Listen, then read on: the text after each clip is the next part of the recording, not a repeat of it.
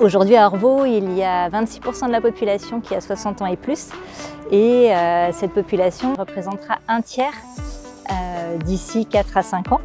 Donc on voit bien une belle évolution et qui va être particulièrement importante chez les 75 ans et plus. Cette évolution démographique, elle représente un défi forcément, mais aussi une belle opportunité pour une ville, les seniors étant une belle dynamique pour une collectivité.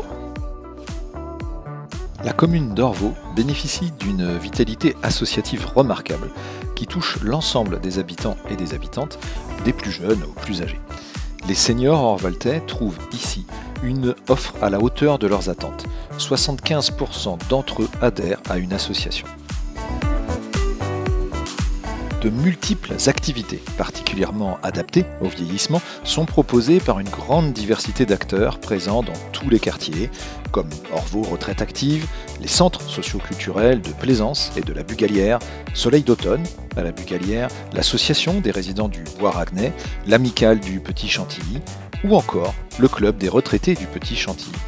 Toutes ces associations et bien d'autres encore développent des propositions culturelles, sportives ou de loisirs qui s'adressent spécifiquement aux retraités.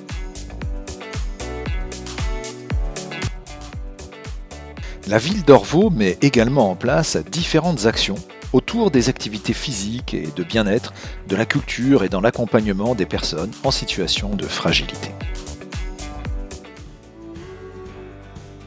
L'inscription en 2024 d'Orvault dans la démarche Ville Amie des aînés illustre cet engagement.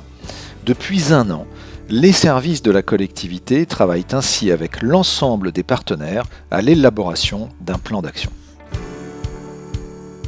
Orvault est une commune qui est largement investie autour du bien vieillir et qui a formalisé cet engagement depuis 1 an et demi en travaillant sur la démarche Ville Amie des aînés, qui a permis d'identifier les besoins des seniors et futurs seniors dans un moment où le phénomène de vieillissement de la population s'intensifie.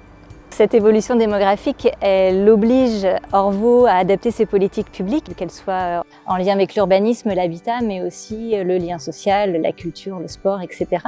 Et elle implique aussi de proposer des services qui favorisent l'épanouissement et l'autonomie des seniors. Pour déployer ces accompagnements, que ce soit sur le numérique, le maintien à domicile, les déplacements, l'accès aux soins et aux droits ou à la culture, les agents municipaux sont à pied d'œuvre au quotidien, que ce soit au sein du service de soins infirmiers à domicile Orvault-Sautron, du centre local d'information et de coordination gérontologique Orvault-La Chapelle-sur-Erdre, du service senior qui propose notamment voiturage, un dispositif qui permet de se déplacer à un rendez-vous médical ou pour faire ses courses.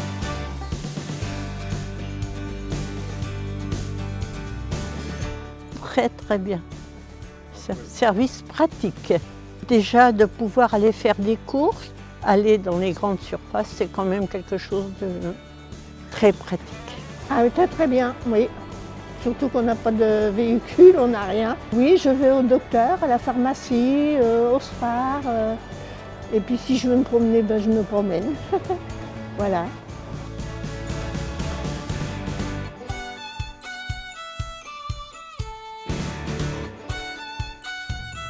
L'accueil du CCAS à l'hôtel de ville, l'espace France Service à Plaisance et le kiosque mobile qui se déplace vers tous les publics permettent de trouver les bonnes informations. C'est important sur l'habitat par exemple.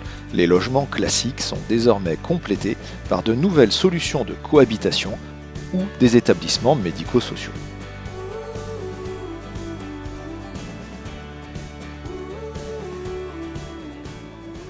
C'est vrai qu'aujourd'hui, notre métier, c'est vraiment de contribuer à ce que les seniors aient toute leur place à Orvault, à côté des autres générations. Les seniors sont en effet des piliers de la vie locale.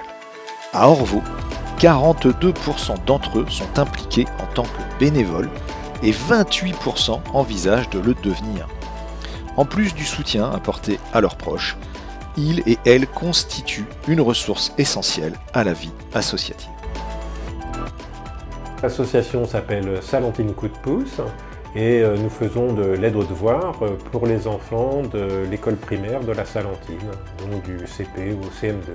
Effectivement, arrivé à la retraite, je me suis dit que j'avais quand même pas mal de temps disponible et que c'était le moment de rentrer un peu dans le bénévolat.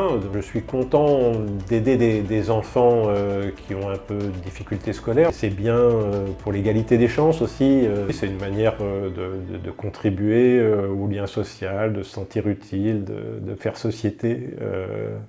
Voilà, d'aider un petit peu à ce que ça fonctionne bien entre tout le monde.